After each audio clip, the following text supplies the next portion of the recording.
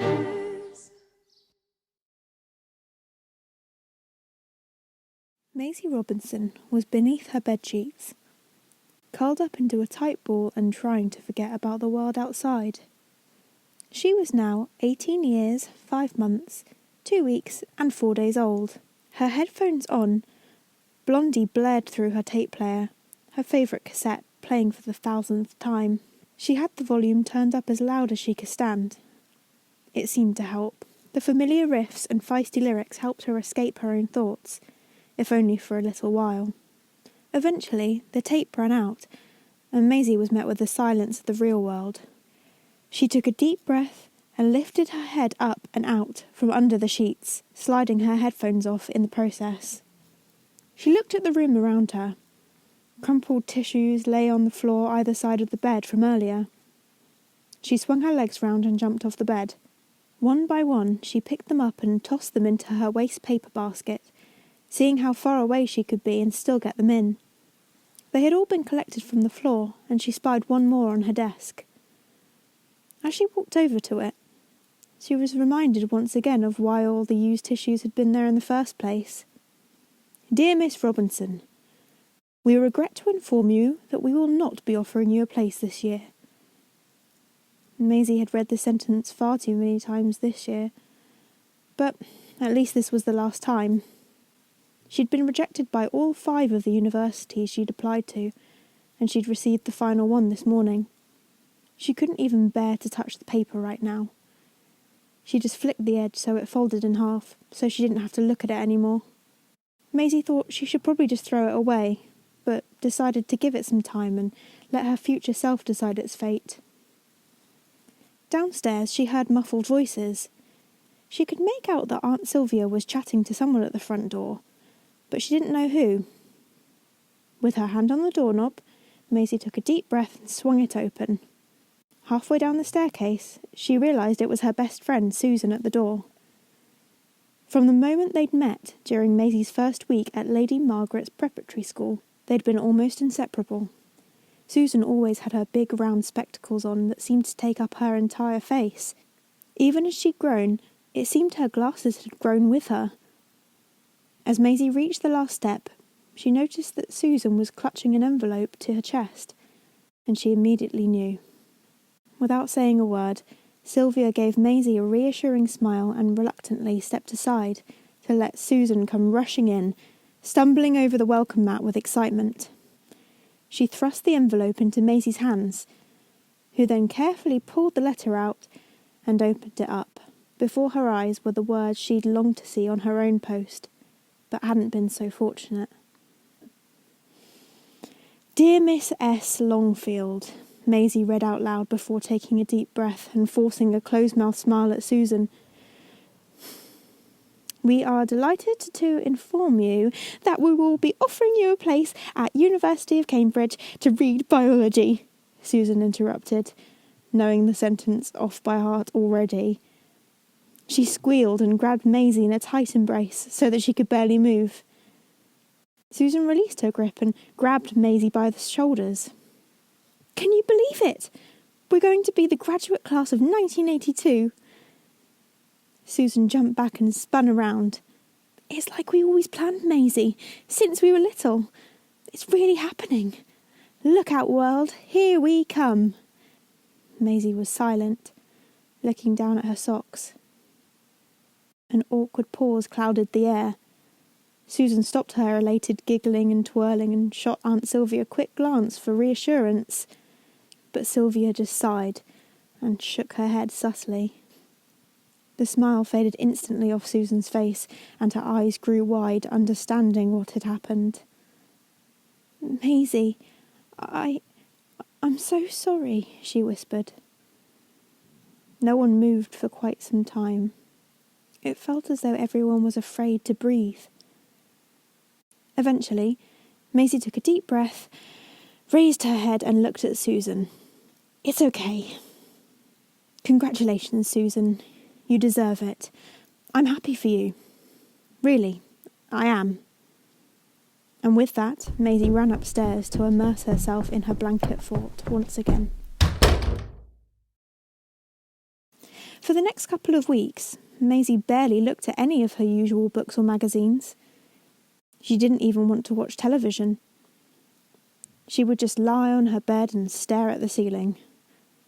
Susan called round a few times, but Maisie would make up an excuse, saying she felt ill or she had some revising to do for her A-level exams. Even though she was using this as an excuse, both of her reasons were true. She did have revision to do, but looking at her physics textbook made her feel queasy. It kept reminding her of those awful words written on those horrid letters in their stupid envelopes. Why should I bother? She thought. I'm clearly not going to be an astronaut. I can't even get into university. So why should I even try to do well in my exams? Maisie felt frustrated with herself for feeling like this. She always knew her decision to be an astronaut wasn't going to be easy. Her dad had always told her how unfair and tough the world can be. She'd experienced it herself, with the loss of her dad, her differences with Aunt Sylvia, and constant doubt from her peers. But Maisie never thought she'd fall at the first hurdle and not get into university like this. She wanted to prove everyone wrong, everyone who had doubted, belittled or mocked her. Most of all, she didn't want to let her dad down.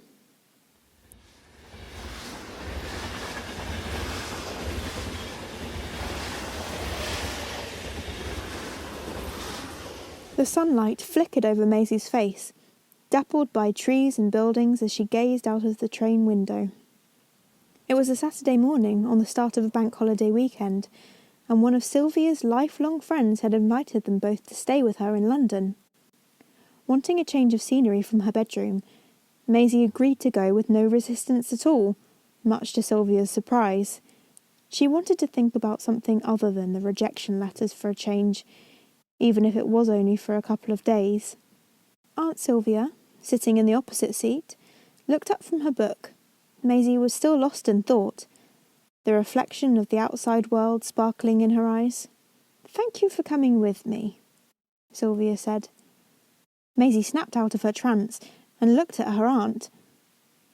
"Sorry?" Maisie said. "I was thinking about—" She trailed off. "Something." Aunt Sylvia leaned forward and put a hand on Maisie's knee.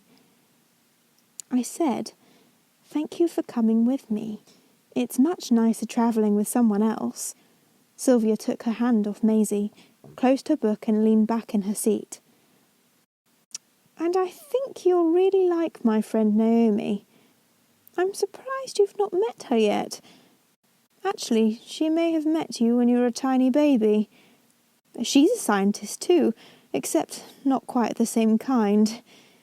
She studies animals and things like that." Maisie shuffled awkwardly in her seat and looked down at her feet. "I'm not a scientist," Maisie mumbled. She looked up and briefly caught Sylvia's disapproving look, took a deep breath and continued. "Yet." Sylvia smiled kindly and went back to her book, leaving Maisie to once again get lost in her thoughts for the remainder of the journey.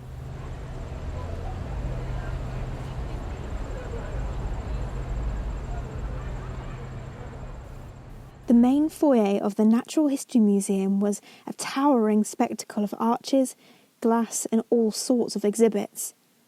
Maisie had never seen anything like it before. There was a strange balance of lots of people milling around, but everything was still calm and quiet. People spoke in hushed tones like in a library, with the occasional yelp of a small child, followed by a militant shushing from their guardian. Maisie didn't know where to start. Luckily, they were greeted by Aunt Sylvia's friend, Naomi, who had a messy bun gathered on the top of her head, strings of multicoloured beads and small round glasses perched at the end of her nose. She immediately embraced Sylvia with a huge bear hug, a situation Maisie had never seen her in before, and it amused her a little. Naomi turned to face Maisie, took Maisie's face into both of her hands and stared at her. "Goodness gracious me, doesn't she look just like her father?" Without the scruffy beard, of course, Naomi laughed. There's lots to see, but I have something specific in mind for you, Miss Robinson. Follow me. She took Maisie's hand and darted through the groups of people dotted around, Sylvia following closely behind, quite entertained at how bewildered Maisie looked. What seemed like thousands of fossils and gemstones, pictures and plaques flew past as Maisie held on tightly to Naomi's eager pull.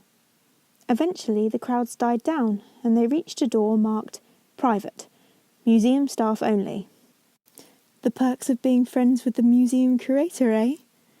Naomi smirked, opening the door and ushering them through it.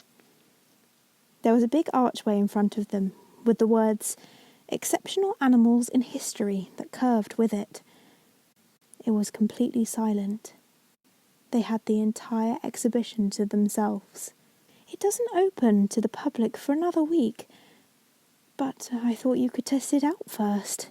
Let me know what you think, Naomi said, gesturing to Maisie to enter through the archway. Maisie nodded. I'm sure I can manage that, she replied, walking towards the entrance, her eyes fixed on the first installation inside. I'll stay with Naomi. We have an awful lot of catching up to do. Take your time, don't rush. Just come and find us in the museum cafe when you're done, called out Sylvia. Maisie stopped and turned around. She paused for a second. Thank you. This is really cool, she said, heading underneath the archway and into the exhibit. Maisie perused the halls of the exhibition, which were covered in photos and stories and artefacts. She read about some of the largest, smallest, fastest and oldest animals to ever exist. She saw photographs and paintings of incredible creatures that had amazing talents for hiding or hunting. She read about the first species to become extinct by the hand of humans, the dodo, and thought what a shame that she'd never seen one alive. Then Maisie approached a big red curtain with a gold plaque above it that read, Animals in Entertainment. She pulled one side of the curtain and entered into the darkened room. Suddenly, a film flickered onto the wall, projected from the ceiling. It was a short piece about animals that had been involved in either the circus or that had appeared on film, TV or theatre. There was one particular story that really interested Maisie. It was a story about a chimpanzee they called Darwin, who had been at London Zoo and somehow broken free. Shortly after escaping the zoo, we now know that Darwin the chimp mysteriously had managed to travel to France, where he was captured and forced to perform as part of a travelling circus. He became quite famous across Europe after this, appearing as Mr. Pips. The narrator accompanying the footage said, as a black and white image of an old-fashioned circus poster flashed up on the screen. However, what is most curious is that environmental scientists and researchers, an interesting fact about this particular group is that they are the only recorded chimpanzees to know how to swim.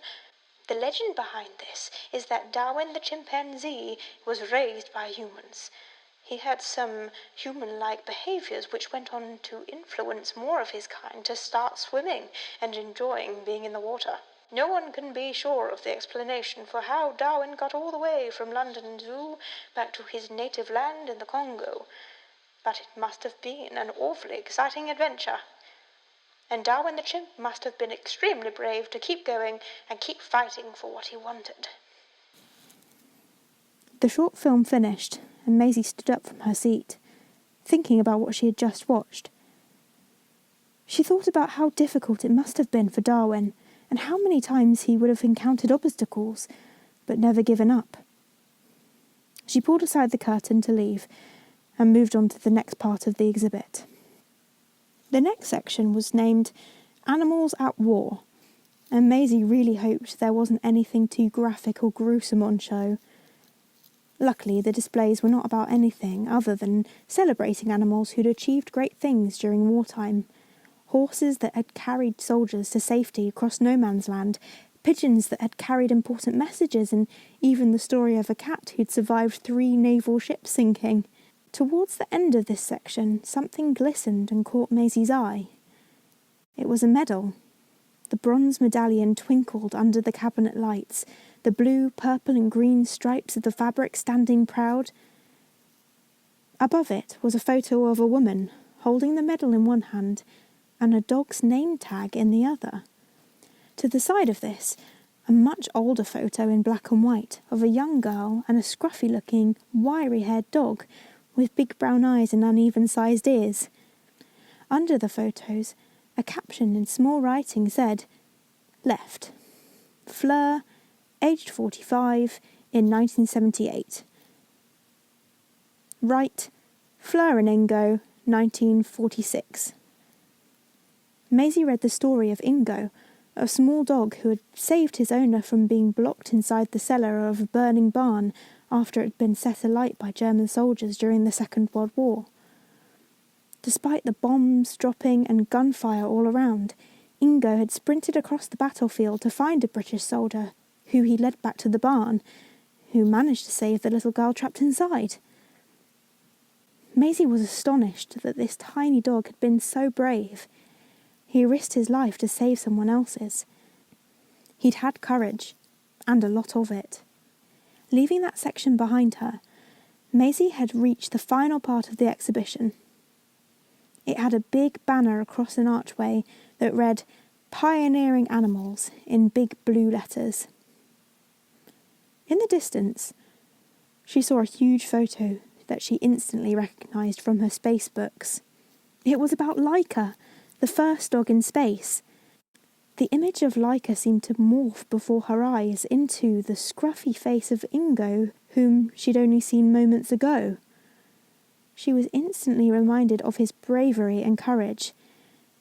She paced down the corridor and thought about Darwin and his drive and fight for what he wanted, and as she arrived in front of the Laika exhibit, the shiny glass protecting the photo showed her own reflection back at her, the astronaut's helmet framing her face perfectly. An overwhelming surge came over Maisie and her passion was instantly reignited. She knew she couldn't give up on her dream. If these animals can overcome so many obstacles, so can I. I can do this. I will be an astronaut, Maisie thought as she spun around and sprinted back through the halls towards the door through which they'd entered. She darted through crowds, following the signs to the museum cafe. Maisie spotted Sylvia and Naomi sitting together on the far side of the cafe.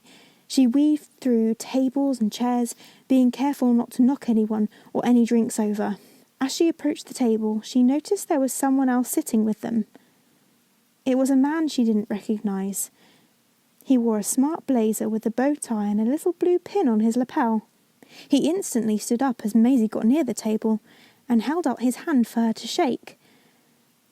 Maisie was then close enough to realise that the little blue pin was in fact a NASA pin badge.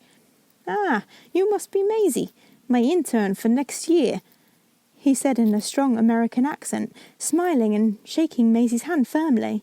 Maisie looked at Sylvia and Naomi confusedly. "This is Herman. He used to work at NASA, but now he works over the road at the Science Museum. He runs the space department," Naomi reassured Maisie, who was now completely starstruck. "We've told him all about you and thought perhaps you'd like to be his intern next year. You can stay with me here in London in the week and then go back to visit Sylvia at the weekend." Maisie didn't even need to consider her answer. Yes, please, I would like that very much," she replied, beaming from ear to ear. Almost a year later, an envelope with Maisie's name dropped through the letterbox. She cautiously peeled it open and slid the letter out. The first line read, "Dear Miss Robinson, we are delighted to inform you